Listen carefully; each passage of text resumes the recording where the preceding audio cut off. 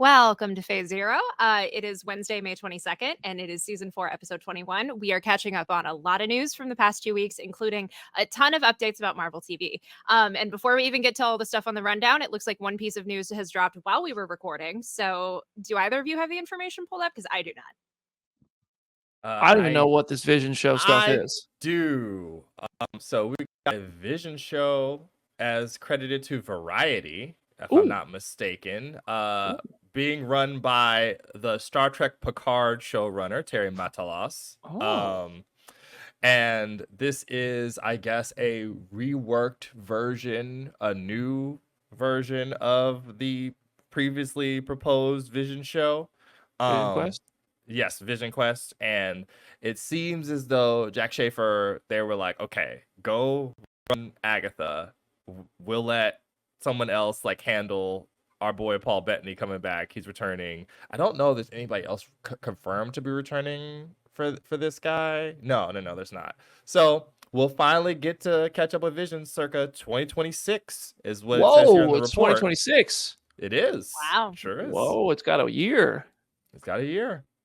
Interesting. I'm going to offer a pie in the sky hope for this show. I would love for this to incorporate the West Coast Avengers in some way, because Vision Quest as a concept and just kind of White Vision's tie to the West Coast Avengers, I think it would be a really cool way to kind of help advance the larger canon and kind of have a bunch of narratives culminate in that show instead of it being just solely a Vision show. But either way, I'm very excited. And still no Shang-Chi update. One day. Vision's the Theseus gold. Shout out Jeffrey Lee in the comments. Whew. Oh my gosh. All right. That happened, everybody. That's cool. That's pretty exciting. That's pretty exciting stuff. It is. Oh man, Jamie's just crushing her right now. She's hitting my phone. She's like, why am I not there? This is like when Beatty is absent from the show and there's always some sort of Nova update. It's like we just have a peak show for Jamie and she is not here. Where it's like Daniel RPK knows when I'm traveling and I can't be on Phase Zero. On the topic of Jamie, I know she is very sad to be missing this next conversation. So the Disney upfronts were last week and they offered a lot of Marvel television updates. First of all, Marvel television in and of itself is now a thing. We will be talking about that shortly. We finally got the title for the Agatha show after they initially tweeted and then deleted another fake title and confused everybody. So now the actual title is Agatha All Along. We don't have the release date here, but they did confirm. Isn't it September, mid-September, I think, with a 2-episode premiere? So we now know that is on the horizon. So how do we feel about Agatha, first and foremost? Hype! I mean, I have to say for Jamie, she did call out that it was a bit immediate. We both had multiple conversations about it being a bit. Shout out to Jamie being absolutely right about all the weird names being a part of a large multi-level marketing scheme on the part of Marvel. See, I want to know when it became a bit. Yeah.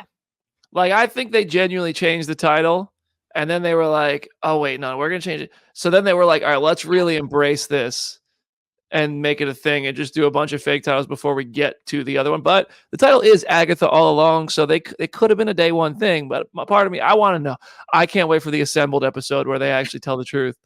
And also, by the way, just while we were on this, the X-Men 97 assembled released a poster, so that's coming to Disney Plus too. Very I'm excited for Agatha. I hope it's really good. I have a hard time imagining anything lives up to the hype, like the experience of watching WandaVision. But in terms of quality, it very well could. Also, Patti LuPone talking about it on the press line for the upfronts is already doing so much free marketing because the clip of her talking about the show being a musical is paying for itself. So yeah, I'm very hopeful. I'm very excited. So also at upfronts, we got details about Daredevil Born Again. So the first season will now be 9 episodes as opposed to the 18 that were initially announced. I know we talked about this on the show. I think there were reports hinting at this when Marvel was kind of reconfiguring its TV strategy that it might just be 9 and 9. But now we have confirmation. So how do we feel? Not surprised. Yeah. When they announced 18 episodes at D23, I was like, Jamie was there. I was like, wait, how are they going to do 18 episodes of Daredevil? Netflix was 13 at most. And so cutting it in half is a bummer. I would have liked to have 13 episodes and really just make this a 4-month, experience with Daredevil, but longer than 6 is good with me. 9 seems like the de facto like length of these things now. That's what it looks like. I'll be curious to see if Ironheart is 9. That's just what we do now instead of 6. So that's fine. Adam Barnhart almost made it in the company pool. I think he got, I guess, 10. So he was close. So I'll have to go send him and the baby their prize with me running this illegal squares operation that running on the side. I will say I was always convinced, like when they announced the 18, that it was either going to be 3 different sections of 6 episodes or 2 sections of 9 episodes. Because like we did the math on the show a dozen different times. 18 weeks in a row would have been a huge undertaking and would have been a lot for Disney Plus. So I'm glad we now have confirmation. But yeah, in that, then we also have confirmation about Ironheart after years of waiting for this show. It is now confirmed to be debuting in 2025. So how do we feel? I'm very excited. This show could not come fast enough. I can't wait for Ironheart. I'm curious we don't have any kind of details into whether or not Daredevil or Ironheart will release first, right? We don't know which order those are. I assume Ironheart probably comes first. They said Daredevil. They said like spring of 2025. Spring, yeah. So. Oh, okay. So Ironheart's going to be late 2025. They're pushing that thing back further than goodness gracious. Well, wait a second. Isn't there another show? It's well, we got one that we're going to talk about. Yeah. We also have Wonder Man tentatively, but we don't know where and when that would be. So that's true. Yeah. So all right. So Daredevil and Ironheart both confirmed for 25. Yeah. Another animation show that we got pretty much hinted. We'll talk about that in a minute. I don't know what else could be in 25 besides Wonder Man. Yeah, I think that's all of it. Armor Wars, right? See, but that's a movie now. It is. Allegedly. All right. It is. So Marvel Television, am I doing this one? Sure, go for it. Okay, yeah. Brad Winderbaum did an interview with Jenna. And he talked about the Marvel Television banner being attached to all these shows. Marvel Television was what they called themselves when Netflix was making shows with Marvel. Then it became Marvel Studios on Disney Plus. Now it's back to Marvel Television. The more things change, the more Marvel Television stays the same.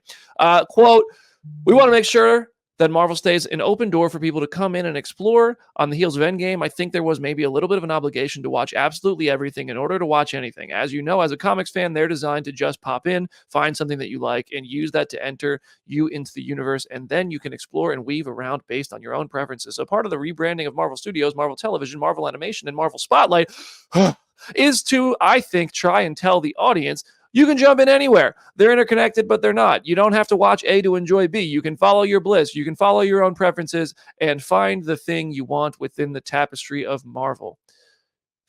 End quote. Thoughts. Bravo for channeling Jamie and reading a very long quote very well. I just have to say Thank you. Can't do it proud.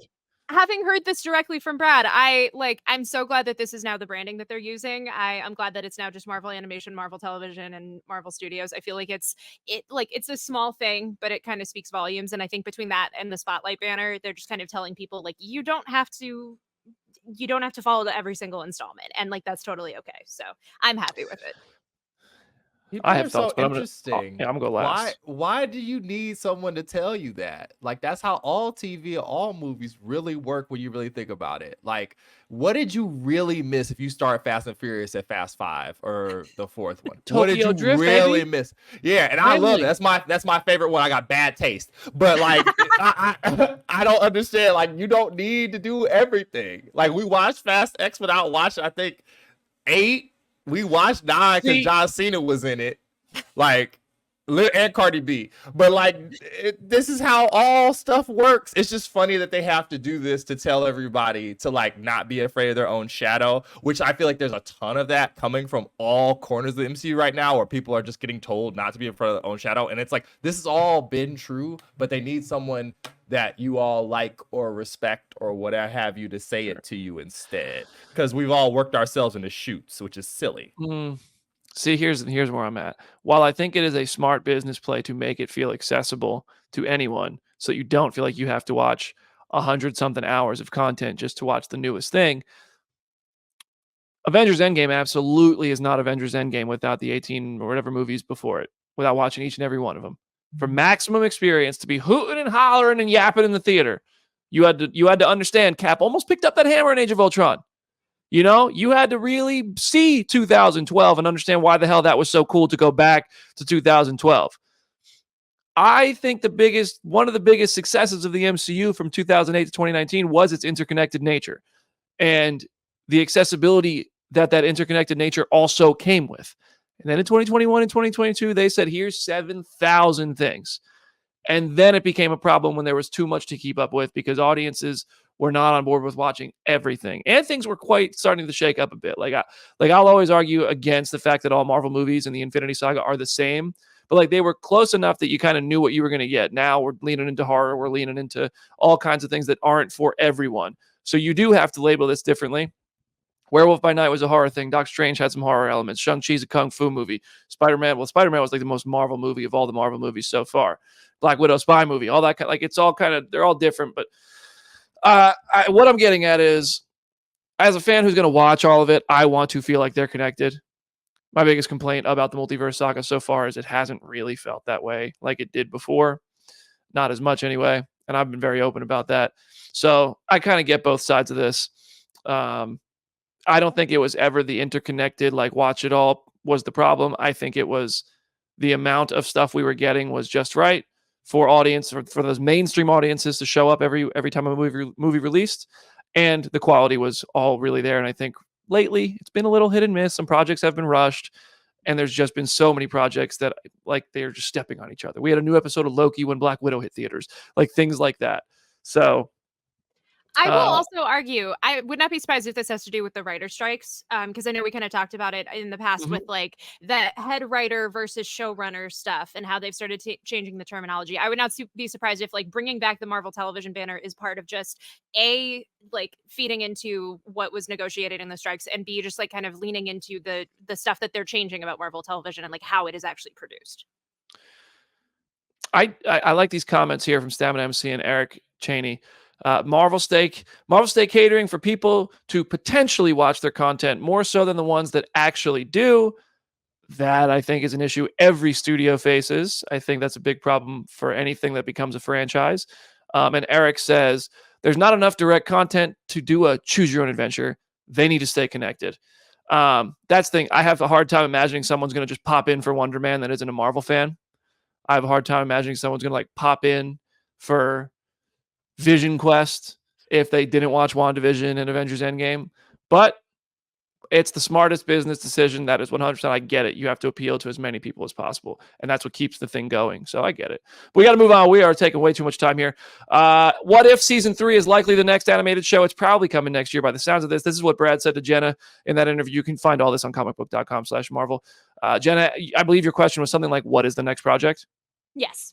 And he said, it was like I asked about Spider-Man and Eyes of Wakanda, and then he told me all of the what if stuff in addition to that. Oh, okay, cool. Yeah. So this is his quote. What if Season 3 is, that might be the one that comes out next. In terms of animation, that is the culmination of a trilogy. We're actually close to completing that one. And it really feels like you've gone through this amazing emotional experience with Uatu in a way that's what's great about The Watcher is that he presents himself as uncaring and cold and just an observer, but he cares more than everybody and anybody. That is on full display in that third season. I'm very excited for that. I thought Season 2 was fantastic.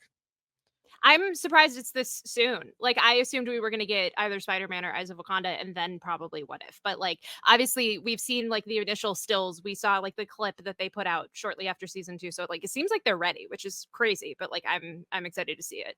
Yeah. I mean, they were obviously in the pipeline. This is one of the only shows that was working the entire time through the pandemic, all the way through. I am sad. I wonder how much like AC worked on before she departed, which is like a big part of what made the first two seasons so enjoyable. But yeah, I mean, we're all down for more What If. Yeah, I loved Season 2, so I hope it keeps that quality. It doesn't sound like we're going to get X-Men Season 2 in 2025, though, which is a huge bummer, in my opinion. This is what Brad Winderbaum said to Jenna. You can find the full article on comicbook.com/Marvel. It's, quote, it's still an animatic phase. Animation takes so long to make, as I'm sure you know. There was a great bit about this in Invincible Season 2. They just nailed it so hard. It is the greatest, and it takes a long time because the studio wants to see how successful the first season is before they greenlight the second season. There's a lag. We were lucky enough to get the green light before we aired, so there's maybe less of a lag. People are just going to have to be patient with us. I like the end quote. I like the Invincible reference. Invincible had a joke that was straight from the comics where they talked about how if you animate it, but you put the the animation on the person who's hearing it rather than having to animate the person's mouth. Like, it makes it all go a little bit quicker. And there's sort of ways that you can save money and time in animation. But it sounds like X-Men 97 is still quite a bit of ways from being ready for season 2, which to me sucks. I want these things to be year after year.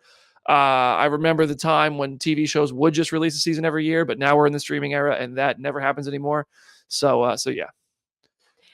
My hope is that they fast track it, considering Mhm. how insanely popular season 1 was. Like, we know that they've been working on it. We know that it's in progress, but like, I would not be surprised if maybe by like the end of 2025, we maybe start getting season 2, or we at least know when it's coming. I think we'll know in 2025. Maybe we get it at the end of the year. But look at Invincible. Invincible was hugely popular after season 1. It's not as popular because they had like 3 years in between. I don't think it's be 3 years between X-Men 97 No.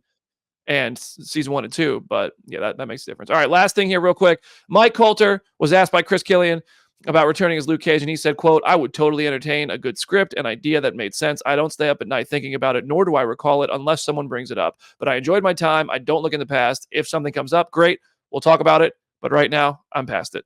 So he seems to be the only actor who's openly like, I don't really give a shit.